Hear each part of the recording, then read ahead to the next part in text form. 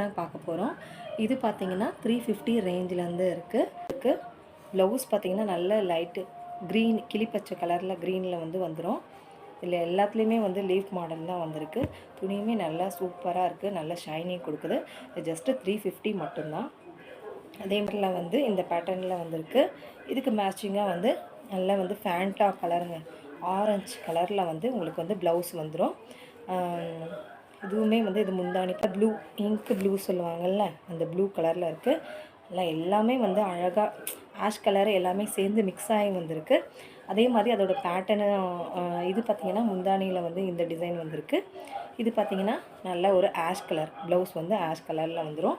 எல்லாம் மிக்ஸ் ஆகி தான் இருக்குது. பிங்க்கு கொடுத்துருக்காங்க.